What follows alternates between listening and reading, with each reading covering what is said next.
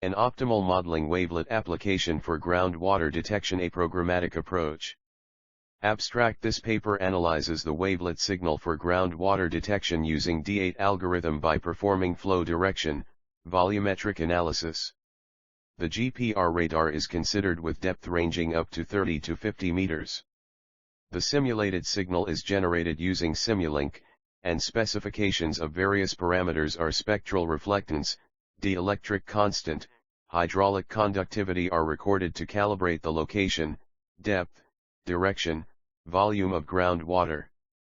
The observed values, experimental values, estimated values are plotted in a graph for accurate measurements. Introduction. The hydrogeologist will be using the application to save the time, cost, effort, and accurately identify the GI's position of groundwater availability in the aquifer.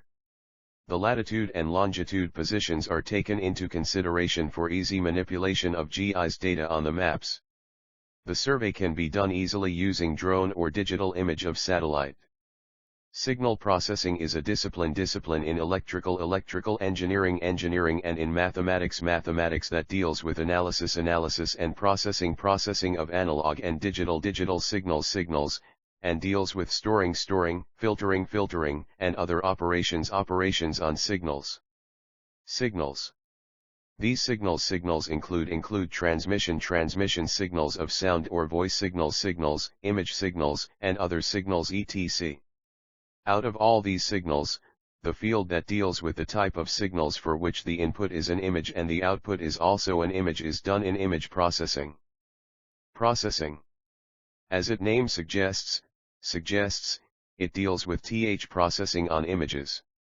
It can be further divided into analog image processing and digital image processing systems. A system is a defined by the type of input and output it deals with.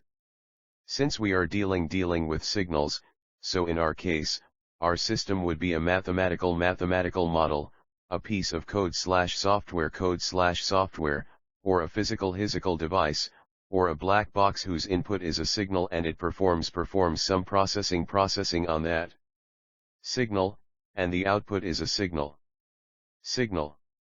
The input is known as excitation and the output is known as response.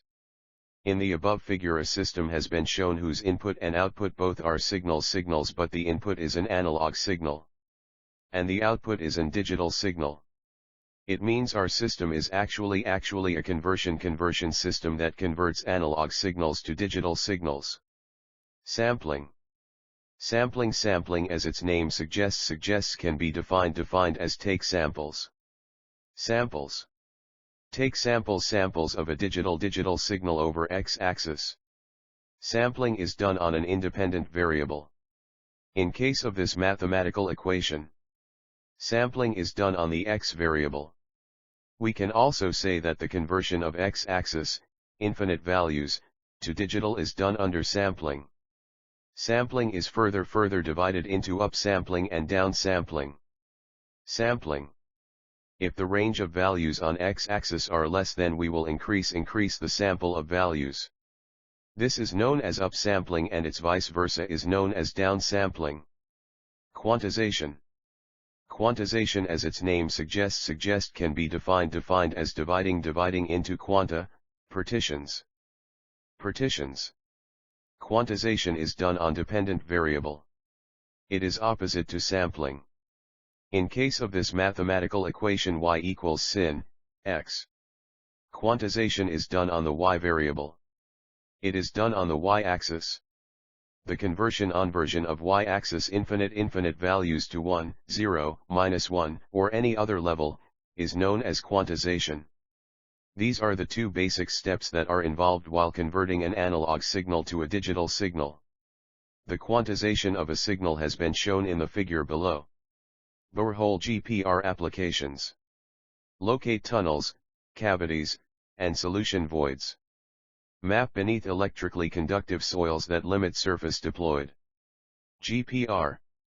Detect underground storage tanks, USTs, under buildings. Detect large, buried UXOs in areas where magnetometers cannot be used. Examine rock mass uniformity. Locate leaks from USDs. Examine foundations, piers, and piles. Locate conductive groundwater contamination. Monitor grout injection. Monitor environmental remediation such as air sparging. Measure the physical properties of stratigraphy. Pulse echo registered trademark. Low frequency, 12.5 to 200 MHz. In the pictures below. The 50, 100, and 200 MHz antennas can also be deployed on a smart cart or in the smart tow configurations. Applications. Very deep geologic sounding applications such as determining bedrock structure, glacier and ice sheet depth. If one looked at just the line scan in Figure 2, it would be very hard to discern all the targets, let alone know the orientation of them. Using the Echo_project software with the interpretation module, certain features were added as numbered annotations on the line scan image in Figure 2. These features are also noted on the depth slice image in Figure 1. In particular, features number 1, number 2, number 3 all occur in a very small area, making it very difficult to see them as 3 individual targets. Results and benefits.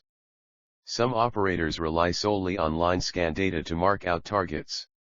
However, line scan data can be open to a lot of interpretation, especially in congested areas. In these situations, operators should be collecting grids and then viewing all depth slices to ensure they are not missing any objects. By correlating the cross-section views with the depth slices, one can have far greater confidence in what they are observing and in marking out the targets on the floor. Tips: estimating GPR penetration. The very first question that someone usually asks about GPR is, how deep can it see? Although we hear this question daily, we still do not have a quick, straightforward answer for it. The shortest answer is, it depends. A better answer, but still not very specific, is, if you are working on fresh water, 1 to 40 meters, on the ground, 1 to 100 meters, on ice, even deeper. The reason that we cannot answer this question simply is because the depth of penetration of GPR depends on many factors, including the GPR antenna frequency, the GPR transmitter power, the number of stacks, scattering losses in heterogeneous materials, and the level of background radio frequency noise. However, the biggest factor is the electrical properties of the material being scanned, specifically the electrical conductivity of that material, Figure 1. Most people have heard that clay soils are bad for GPR penetration. The underlying reason that clay-rich soils are not good for deep penetration with GPR is because clay has high electrical conductivity. Other common materials with high electrical conductivity are siltous soils, seawater and, of course, metal. One of the first lessons that GPR operators learn is not to expect to see through metal. The electrical conductivity of the material being scanned controls the attenuation of the signal. Lower electrical conductivity, left, allows GPR signals to travel deeper into the medium than high electrical conductivity, right. Estimating GPR penetration in the ground. Occasionally, we have a customer that has a measurement of the electrical conductivity of an area they are interested in scanning with GPR. This information is often from another geophysical survey conducted in the area, such as an electrical resistivity survey or an electromagnetic survey. With this information, the depth of penetration that would be achieved with GPR in meters can be estimated by the expression depth m equals 40/s, where S is electrical conductivity expressed in millisiemens per meter, ms/m. If the measurement is resistivity in ohm meters, the formula becomes depth m equals /25, where is resistivity expressed in ohm meters, ohm m. Estimating GPR penetration in fresh water. If you are interested in using GPR on fresh water, there is also a formula, related to the ones above, for estimating the depth of penetration when using GPR. It requires a property of water, commonly measured by hydrologists, called the total dissolved solids or TDS. If you have a measurement of TDS of the water you want to scan with GPR, use this expression to estimate the depth of GPR penetration in the water. Depth, m, equals 1850/TDS. Where, TDS is measured in milligrams per liter, mg/L, or parts per million, ppm. The table below summarizes these formulas using typical values for electrical conductivity and resistivity values for the various materials. Remember, the formulas provide a best-case estimate of the depth of penetration.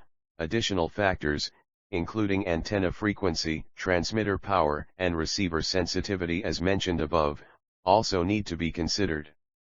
As well, rarely are GPR surveys conducted through a pure material. Most often the subsurface is a heterogeneous mixture of different materials resulting in signal scattering, which also reduces penetration. Limitations. Other disadvantages of currently available GPR systems include: interpretation of radargrams is generally non-intuitive to the novice. Considerable expertise is necessary to effectively design, conduct, and interpret GPR surveys. Relatively high energy consumption can be problematic for extensive field surveys. It is possible to use the depth to a known object to determine a specific velocity and then calibrate the depth calculations. Ground penetrating radar uses a variety of technologies to generate the radar signal. These are impulse 17-step frequency, frequency modulated continuous wave, FMCW, and noise. Systems on the market in 2009 also use digital signal processing, DSP, to process the data during survey work rather than offline. A special kind of GPR uses unmodulated continuous wave signals. This holographic subsurface radar differs from other GPR types in that it records plan view subsurface holograms. Depth penetration of this kind of radar is rather small, 20-30 cm, but lateral resolution is enough to discriminate different types of landmines in the soil, or cavities, defects, bugging devices, or other hidden objects in walls, floors, and structural elements. 1819. GPR is used on vehicles for close-in high-speed road survey and landmine detection, as well as in stand-off mode definition needed. In pipe penetrating radar, IPPR, and in sewer GPR, ISCPR, are applications of GPR technologies applied in non-metallic pipes where the signals are directed through pipe and conduit walls to detect pipe wall thickness and voids behind the pipe walls. 2021-22. In this paper, Control of Energy Management System, EMS, for microgrid with photovoltaic, PV, based distribution generation, DG, system. The DG units along with energy storage devices play a vital role in optimizing the performance and efficiency in the distribution system network. Hill climbing technique is used as MPPT, maximum power point tracking, algorithm to extract maximum power generated from PV source and supplemented by battery-based energy storage system during cloudy conditions. The load arrangements are divided into two categories, secured and non-secured loads. An uninterrupted power supply, UPS, unit acts as interface between grid and secured loads and ensures continuous supply during standalone condition. The proposed EMS control operates by sensing the load demands under both grid-connected and standalone modes and switches the loads and energy storage devices accordingly. The validity of the proposed EMS methodology is verified with the simulation results. Conclusions. This paper serves the purpose of surveying for bore well, to reduce time, money, effort, and pinpoint the sources of groundwater in the aquifer. The bore well gap is also to be maintained of at least 30-40 m gap, and depth of not more than 50 m. The Darcy's law is applied, MD8, MD and Phi algorithms are used for further investigations.